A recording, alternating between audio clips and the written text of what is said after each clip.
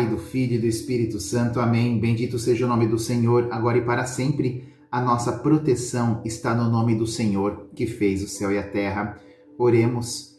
Espírito Santo de Deus, divina luz, iluminai-nos e dai-nos sabedoria. Rogai por nós, Santíssima Mãe de Deus, para que sejamos dignos das promessas de Cristo. Amém. São Bento, rogai por nós. Em nome do Pai, do Filho e do Espírito Santo. Amém. Vamos lá. É permitido forçar alguém a ter fé? Qual o posicionamento da igreja sobre isso? Você pode forçar alguém, qualquer pessoa que não acredita no que você acredita, a acreditar? Como temos que tratar quem não ter fé? Devo forçá-la? Vamos ver?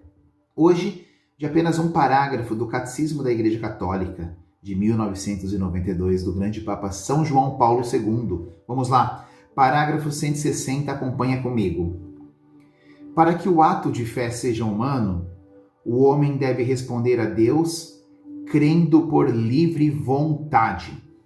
Por conseguinte, ninguém deve ser forçado contra sua vontade a abraçar a fé, pois o ato de fé é por sua natureza voluntário.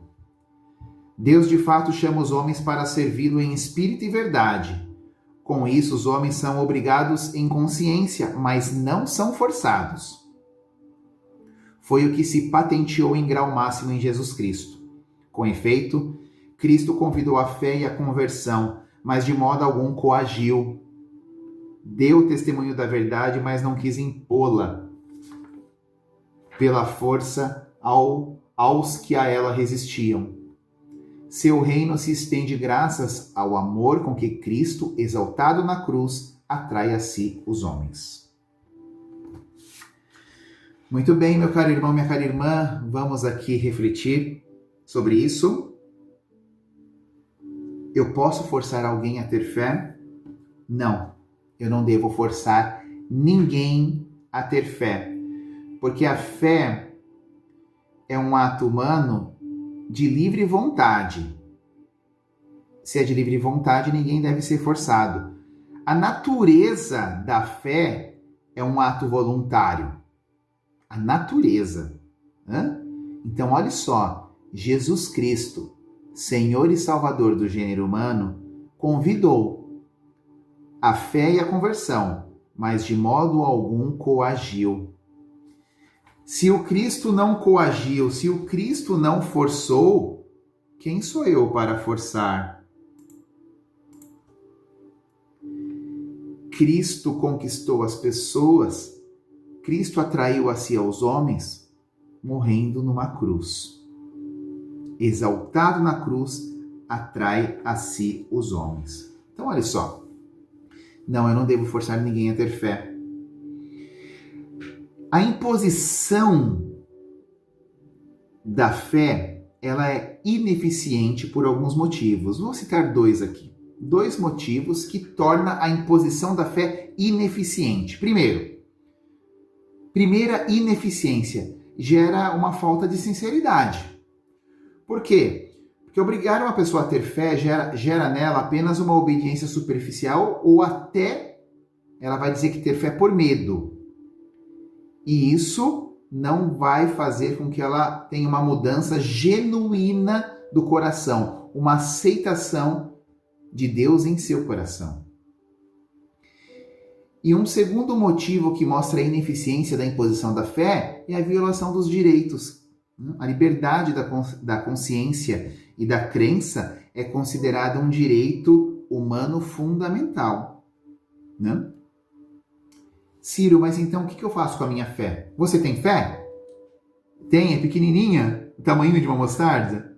E você quer passar essa fé para frente, né? Não, você não está errado. Você tem sim que passar a sua fé para frente. Mas então como? Se não pode forçar, não pode impor, como eu passo minha fé para frente? Eis a questão. Bom, sempre com um diálogo aberto, respeito acima de tudo, nunca com discussão. diálogo e respeito ao próximo. E, acima de tudo, sua fé vai ser passada para os outros por meio do testemunho de vida. O testemunho de vida é algo esperado, é esperado dos cristãos. Me recordei agora de uma historinha de São Francisco, que ele convidou os frades a pregar em praça pública, a testemunhar Jesus Cristo, mas por meio da pregação. E eles saíram em praça pública, Francisco e seus frades, e ali eles se encontraram com os pobres, marginalizados, mendigos, deram atenção a essas pessoas, deram alimentação para essas pessoas. Mas a pregação, por exemplo, com uma Bíblia na mão, falando, o ato de pregar, isso não ocorreu. E no final do dia os frades questionaram Francisco. Francisco, como assim? Você nos convida a sair, testemunhar Jesus Cristo, pregar a palavra, pregar a fé, e a gente não fez nada disso. Francisco falou assim, fizemos sim. Nós testemunhamos a fé no Salvador da humanidade. À medida que a gente foi dando atenção para os menores. Se você ler o Evangelho de São Mateus no capítulo 25, você vai entender esse gesto de Francisco de Assis. Um copo de água dado ao menor dos meus irmãos foi a mim que foi dado. Jesus disse, né?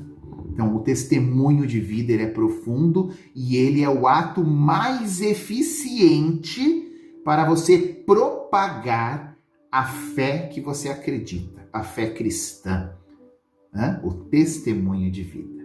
Que Deus nos ajude a testemunhar a nossa fé com a nossa vida, com um bom diálogo e, acima de tudo, com respeito. Obrigado, meu caro irmão, minha cara irmã, pela sua companhia. Que Deus nos abençoe e nos guarde, que Nossa Senhora nos cubra com o seu manto sagrado. Compartilhe em seus grupos de pastorais, movimentos, amigos e familiares este vídeo para a honra e glória de Deus. Louvado seja o nosso Senhor Jesus Cristo, para sempre seja louvado. Em nome do Pai, do Filho e do Espírito Santo. Amém. Até mais e salve Maria.